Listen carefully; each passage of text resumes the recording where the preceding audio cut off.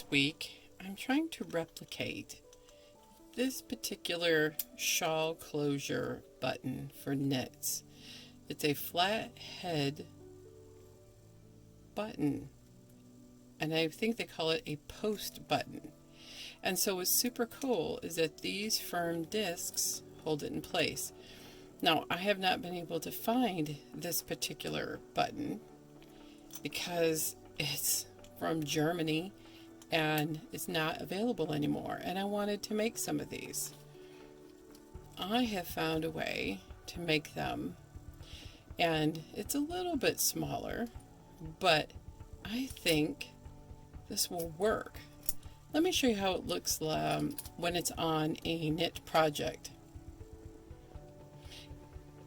See, this plastic is big enough to hold the button so it won't come popping up through. It's very decorative and eye-catching. I put the smooth surface on the top.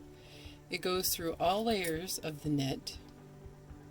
And then there is the small disc, which is like a washer, and I just use my fingernail to tighten it up. It's so lovely. Keeps your shawls closed, doesn't wreck your knit, and I think I found a substitute that's super easy to make. So I wanted to talk about where I started. Was I have these felt, super thick felt sheets and craft text, but when I put them together, they're just too flimsy. They just didn't have enough strength. So somebody said, well, why don't you take pieces of shrink film?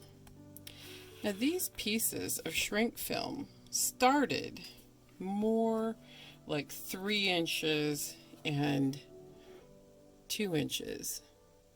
You can see I have a hole in these to cut, but that's how big they started. You put them in the oven and they shrink down. So these were test pieces, and I'm like, yes, super durable. This was just an experiment on hole size, and I thought, wouldn't that be cute as an earring or necklace piece? This was just a piece on how small it would shrink. But once I figured out how to put it on the Cricut, I just did circles with holes in the center. I shrunk it, and here we are. The piece with the washer in the back. And I kind of like the fact that it's a little loose, but it won't go through. It gives it a little bit of asymmetrical look. Kind of looks like a flower or poppy to me. So just cut them out with the shrink film. What happened on my Cricut machine is that I didn't want to push the knife all the way through the plastic and crack it and then dig a hole in my brand new strong grip mat. So what I'm doing is taking an X-Acto knife, which I'm terrible at using, and I started an edge and then it just peeled right off. So let's try it in the center.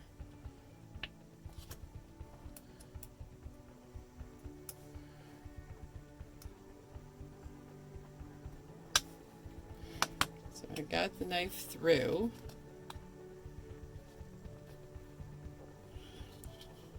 So you punch the knife through the cut,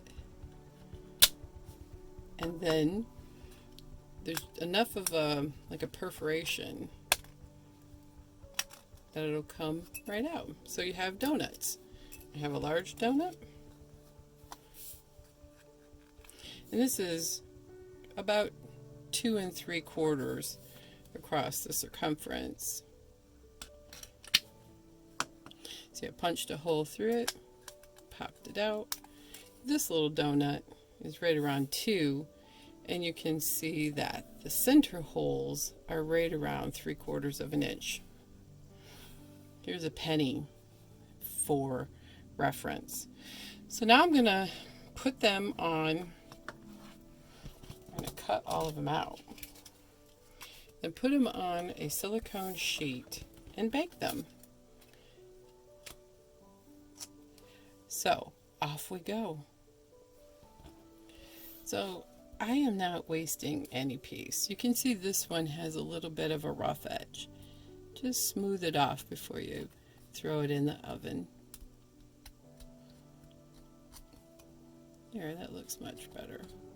And if you want a hole in these small discs, which are really waste and trash, I'm going to try just punching a little hole with the X-Acto knife.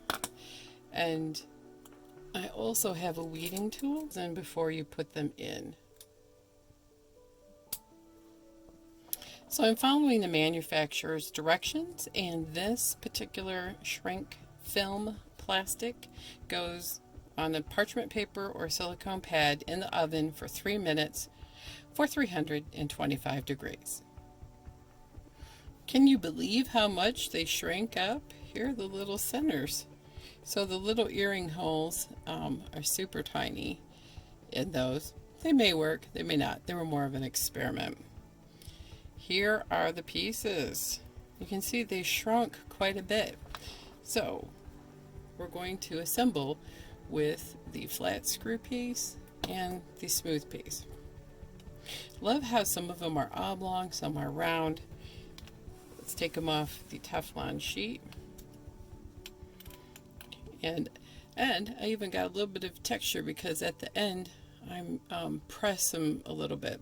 So tip, if you pull the oven open at 3 minutes and they're still curled like and thin like a potato chip and not thick and mostly flat, then you probably need to put them back in for a little bit. And these are cool because you could put the texture side up or the smooth side. So we'll do one of each. Button in the top, screw the washer, and then the screw piece. And there you have it. This cost me a couple of dollars. I already had the silicone mat. You got 10 washers at Hobby Lobby, 10 screw posts in the leather department. So tip, leather department for these. They come in 2 pieces all in the bag. The other thing is, like I said, if they're too thin and curled, put them back in. They're probably not done shrinking. And you can flatten them a little bit if they are a little bit curved when you pull them out. So for just a few dollars, you can make your own button closures. I've been talking about this on my podcast, so I thought I would give everybody a chance to see what all of this shrink plastic was about. I used a hole punch for a large disc, and I like this a lot. That may be an earring possibility. And just know that you can get packs of this shrink film, and it comes in lots of different colors, and I'm going to try making several different colors. And unshrunk, it really does feel like kind of a thick piece of acetate, but these are pre-colored, which is what I wanted. And you can make all kinds of things, including these shawl closures. So everybody have a most wonderful week, and you can upcycle plastic and not spend $25 on an imported button, and have some great little additions to your hand knits. Be creative, be safe, and have a wonderful week.